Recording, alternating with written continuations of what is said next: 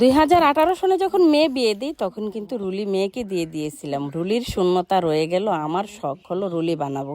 যেহেতু নেকলেস থেকে ধরে সম্পূর্ণ সেট আছে, আলহামদুলিল্লাহ অনেকগুলো স্বর্ণই আছে, কিন্তু রুলির শূন্যতাটা কিন্তু রয়ে গিয়েছে। তাই ভাবলাম যে রুলি বানাতে হবে, কিন্তু হাজব্যান্ডের টাকা চাইলে উনি কিন্তু বানিয়ে দিবে। আমি চাইলাম না, সংসারের টাকা থেকে কিছু কিছু আমি জমিয়ে রুলিটাকে বানাবো। যেই কথা সেই কাজ, ঘরে কিছু ভাঙ্গাচাঙ্গা স্বর্ণ ছিল আর কিছু কিছু টাকা আমি জমিয়ে এই দুইটা রুলি বানিয়েছি 1 বছর আগে। আলহামদুলিল্লাহ এখন কিন্তু স্বর্ণের দাম আকাশচুম্বী। হাজব্যান্ডও যেহেতু দেশে ছুটিতে আসছে, দেখিয়েছি মহা খুশি, কারণ সবাই তো চাই সংসারে একটা উন্নীত হোক, 2 টাকা আয় হোক। আমি ওর টাকা দিয়েই ওকে উন্নত করে দিলাম, যে একটা ব্যালেন্স হলো। আমি যদি স্বর্ণটাকে যখন একটু জায়গা কিনবো বা কোনো একটা বড় ধরনের কাজ করব, আমি বিক্রি করলে কিন্তু অনেকগুলো টাকা পাবো। আর এটা আমার হাতে মধ্যে টাকাটাই রয়ে গেল, আমার এখানে একটু আয়ও হলো, আমার একটা জিনিস হয়ে গেল। আলহামদুলিল্লাহ সম্পূর্ণ সেটের আমার পূর্ণতা হলো। হাজব্যান্ড এত খুশি হয়েছে, এত খুশি হয়েছে, কি বলবো। ওর অ্যাকাউন্টে 6 লক্ষ টাকা ছিল, আমার অ্যাকাউন্টে ট্রান্সফার করে দিয়েছে। আলহামদুলিল্লাহ স্বামীর টাকায় জিনিস করে স্বামীকে খুশি করে দিলাম। আলহামদুলিল্লাহ একেই বলে সফলতা। আমার জিনিসও হলো, স্বামীও খুশি হয়ে গেল। প্রত্যেকটি মেয়েকে বলবো, নিজের সংসারটাকে একান্ত নিজের করে ভাবুন। ফাতলামি সাপলামি বাদ দিয়ে সংসারের জন্য কিছু করুন। 2 টাকা ব্যালেন্স করে এই টাকা দিয়ে কিছু একটা করলে আপনারই থাকবে, আপনার সংসারে কেউ ভাগ বসাতে আসবে না। নিজের সংসারকে একান্ত নিজের করে ভাবুন, সন্তানদের দিকে খেয়াল রাখুন এবং সংসারের দিকে খেয়াল রাখুন।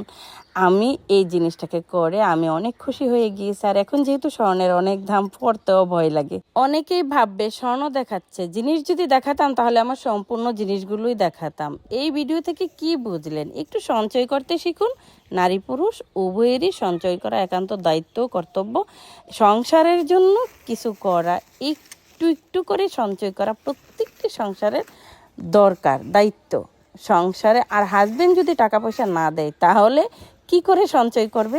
হাজবেন্ডকে তার স্ত্রীকে ঠিকই খরচাপাতি দিতে হবে, সেই খরচাপাতি থেকেই কিন্তু মেয়েরা একটু একটু করে জমায়, কারণ মেয়েদের তো আর আলাদা কোনো রুজি রোজগার থাকে না। তাই প্রত্যেকটি স্বামীকে বলবো, আপনাদের স্ত্রীকে একান্তই আপনার ভাবুন। বয়স শেষে, যখনই বয়স শেষ হয়ে যাবে তখন কিন্তু স্ত্রী আপনার পাশে থাকবে, আর কেউ থাকবে না। এ হ্যাস সে হ্যাস 3 ফাইলা সিন্নি শেষ, কোনো হ্যাসই কিন্তু থাকবে না। তাই স্ত্রীকে চেষ্টা করবেন অন্তত পক্ষে মাসে 1000 টাকা করেও বেশি দিতে, কারণ সেই টাকাটা যদি বেঁচে যায় স্ত্রী কিন্তু সঞ্চয় করবে। তার সংসারটাকে উন্নতির দিকে নিতে, একটু বাড়িয়ে নিতে প্রত্যেকটি মেয়েরাই চায়। কি করছে না করছে এত কিছু আতানের দরকার নাই, গুড্ডিডুর সাইরা দেন। আপনার সংসার যদি সত্যিকারের নারী হয়, সেই সংসারটাকে ঠিকই কামড় দিয়ে ধরে রাখে। জীবনে অনেক ঝড় তুফান আসে, সেই ঝড় তুফান পাড়ি দিয়ে যেই নারী সংসারটাকে একান্ত করে আপন করে নিয়ে বাড়িয়ে নিয়ে সামনের দিকে যেতে পারে, সেই সাকসেসফুল হয়। স্বামী সন্তান নিয়ে, সংসার নিয়ে অনেক সুখী হয়। সবাই সুখী হন, সবার জন্য দোয়া করি, আমার জন্য দোয়া করবেন। ধন্যবাদ সবাইকে।